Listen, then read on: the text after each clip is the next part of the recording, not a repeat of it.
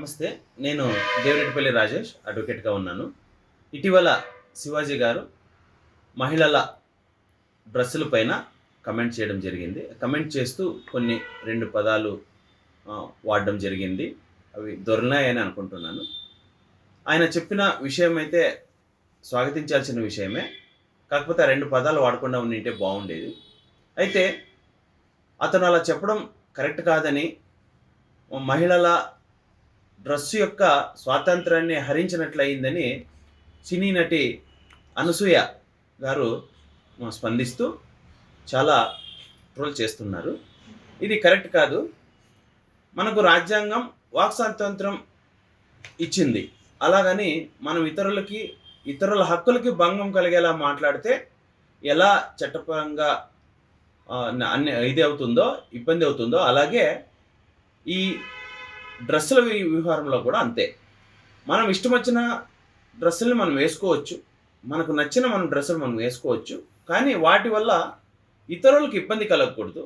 ఇతరులు దాని నుంచి ఏం నేర్చుకుంటారు, మన పిల్లలకి ఏం, సమాజానికి, పిల్లలకు మనం ఏమి సంకేతం ఇస్తామనేది కూడా ముఖ్యం.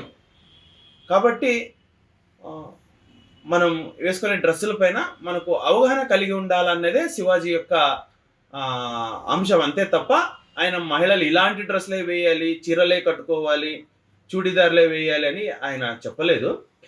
మహిళలు ఆలోచించండి, మీరు సమాజానికి ఏం సంకేతం ఇవ్వబోతున్నారు అనే విషయం మీద చెప్పారు. కాబట్టి ఈ విషయంలో ఖచ్చితంగా శివాజీ గారు చెప్పింది మేము సమర్థిస్తున్నాం.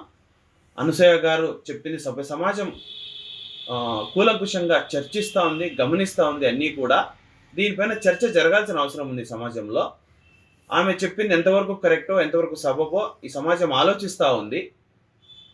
విచ్చలవిడి డ్రెస్సులు వేసుకోవడం కూడా నా బాడీ నా ఇష్టం అనడం ఎంతవరకు సబబో ఆలోచించాలి.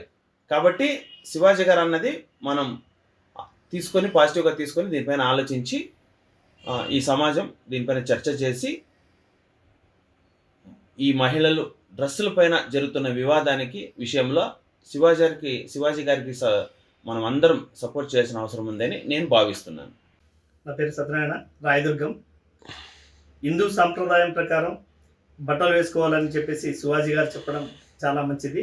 కానీ ఇటీవల శివాజీ గారికి, అనసూయ గారికి ఈ బట్టల విషయంలోనే వైరల్ కావడం జరిగింది. ఇది మంచి పద్ధతి కాదు.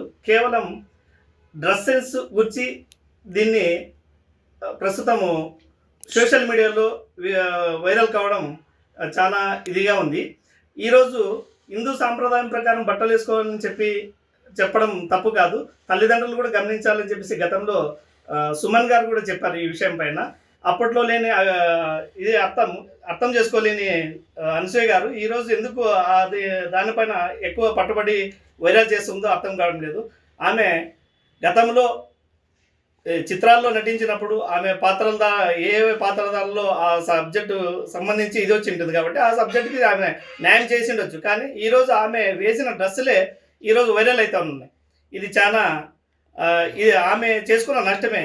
ఇది శివాజీ గారు చెప్పడం చాలా మంచి పద్ధతే. ఆయన అభిప్రాయం మాత్రం జనాల్లో ఆయనకి ఎక్కువగా ఇది లభిస్తూ ఉంది. ఆయన చెప్పింది కరెక్ట్ అని చెప్పేసి ప్రజాభిప్రాయం కూడా ఎక్కువగా ఉంది. దీనిపైన శివాజీ గారికి సంపూర్ణంగా మేము ఆయన చెప్పింది కరెక్ట్ అని చెప్పేసి భావిస్తున్నాం. నమస్తే అండి, నా పేరు మల్లికార్జున, రాయదుర్గం.